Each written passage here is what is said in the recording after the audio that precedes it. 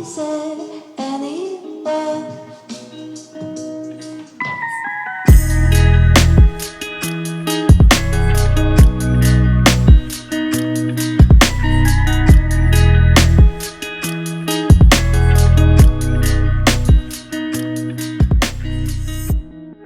What's going on, guys? So in today's video we're going to be continuing the trend of replacing old and worn out parts on my 2006 GMC Sierra. So you might have seen in the last video we replaced a bunch of front end components, and you might have seen in the previous video to that we did a leveling kit on this truck. And in both of those videos you might have seen the issue that we're going to be replacing today.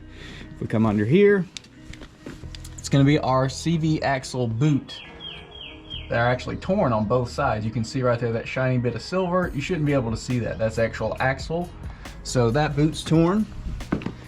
And if we come over here, you can see that boot is torn. So you can also see the grease coming out from, being sprayed around from it rotating.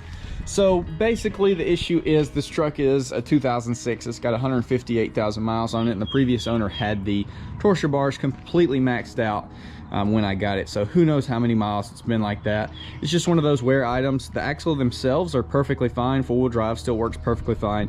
It's just a matter of that boot being torn, which is now spraying grease out, or it has been for a while. And that will eventually lead to issues. Now you can do the cheap route and just replace the boot themselves. It's just a very tedious and time-consuming and frustrating process. You can look up videos on that as well. So we're going to be actually replacing the whole axles today, because the dollar per hassle value, it's there for just replacing the whole axle. So anyways, let's go ahead and get the truck inside. We'll get the wheels and tires off. I'll show you what the axles look like, what we're going to be replacing the part with, then we can get this install started.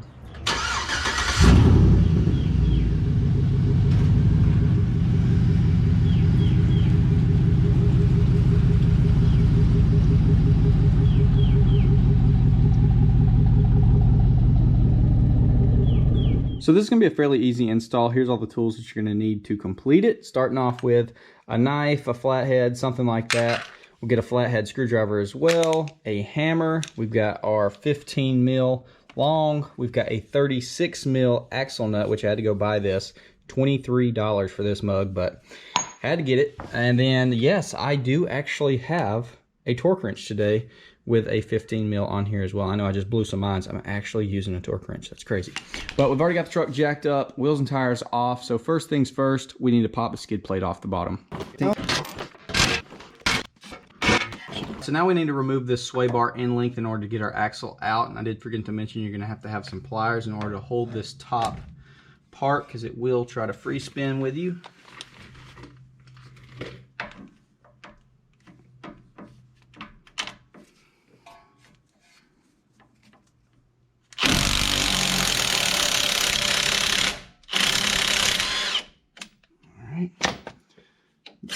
Drop this guy, long guy out the bottom. Take this top bushing off, which it goes down in there. It's easy to line back up. Just lift this up just a little bit and get that out. Keep all of this together. We're going to clean it up because it's got all this grease on it, but just stick this back together for the time being. So here's where you're going to need some kind of sturdy, skinny blade. Got a little gap going on. Should be able to tap your flathead in there, twist it. Just go around.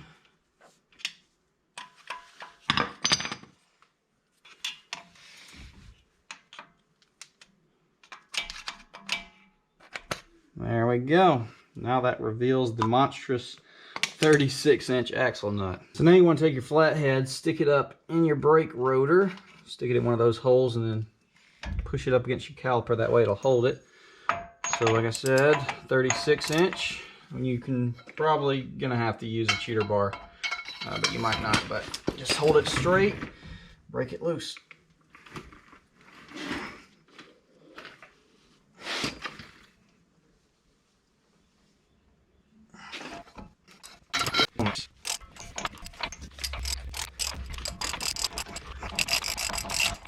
There we go. You also got the little washer in there. Make sure you take that off. Now we're going to take our top axle nuts off, 15 millimeter. As you can see, it just broke free, which is always a good sign. All right, now we can actually remove the axle itself. Should be fairly easy without that sway bar end link.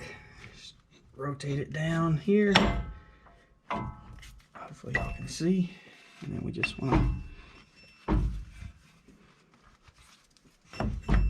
might have to tap on the axle to get it to start to break free.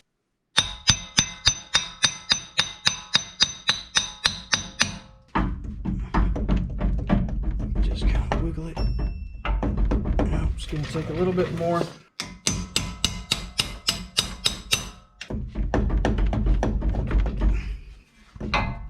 And out she comes right there. Now we can actually take a look at how torn the boot is and compare it to our new axle. All right, so here's our old and our new axle. Obviously down here, this boot is completely torn all the way around. So this is still fully functional, but as this continues to sling grease out and continues to absorb moisture, this will eventually go bad. The bearings inside here will go bad.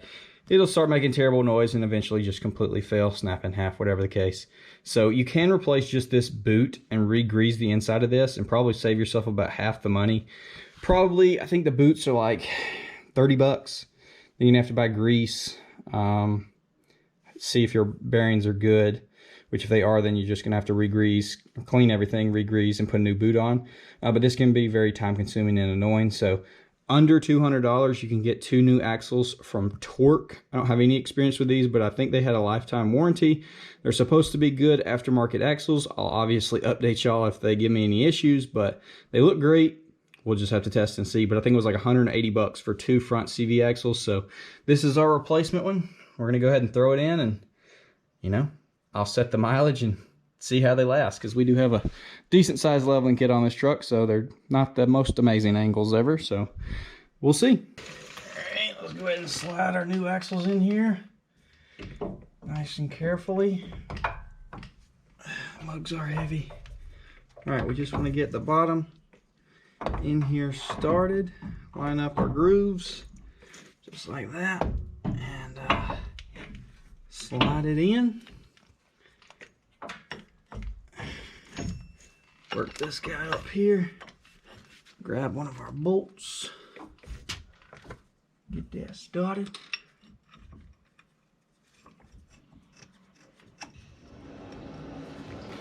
All right, we're just gonna put these bolts in, zip them down, not super tight or anything, because I do actually have some torque specs. And so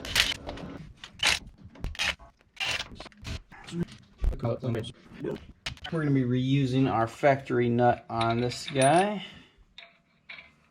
and this is going to be torqued down to 177 foot-pounds of torque according to the forums that I could find, and then the top ones are going to be 58 foot-pounds of torque.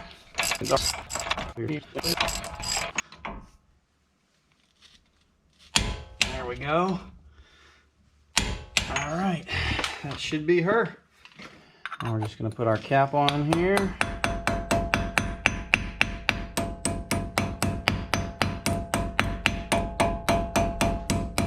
So this is kind of an annoying part, because you're going to have to leave your flathead and your brakes in order to tighten these down, and to rotate it you're going to have to move that every single time. But 58 foot-pounds of torque.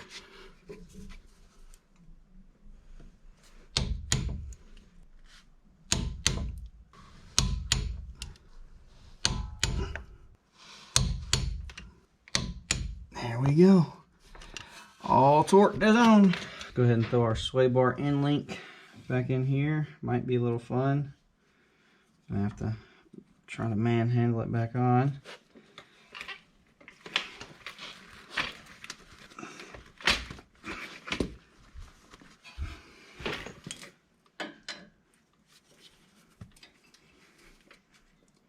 It's close.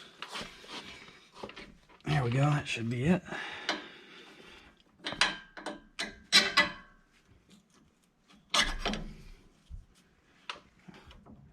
Once you get this guy started, it's a pretty much done deal.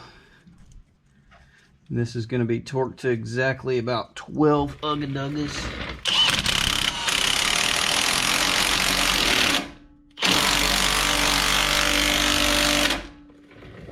Okay, slightly more than 12, but you get the point.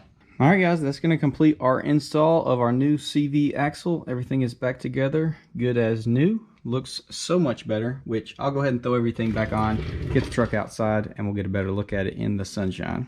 All right, guys, wanted to end the video off giving y'all a little update on the axles. So I've put several hundred miles on the truck since installing them. I'll let you see them. So far, so good. No issues whatsoever. Obviously, only a couple hundred miles. You wouldn't expect any, but I just wanted to, drive them out for a little bit. And I'll give y'all a long-term review, obviously, in the future. I'm also fixing to go clean some gutters. So I thought it was hilarious how far I got this ladder sticking out there. Probably gonna be the next clip of me getting pulled over. I took a little orange strap on it, but it's literally the length of my truck. I've got it pushed all the way up to the cab and then strapped down as secure as I could possibly get, but it's super long. And if you're wondering about the jacket, I got new taillights, but y'all can't see those yet. That's in a future video. So, yeah. Oh, that's hilarious. I hope it don't fall out or get pulled over, but if either of those happen, you'll see it in the next clip. But I'm gonna end the video off here. Hopefully y'all did enjoy the install of the front CV axles. Hopefully it did help you if you go to install yours. And with that being said, be sure to subscribe for more, and I will see y'all in the next one.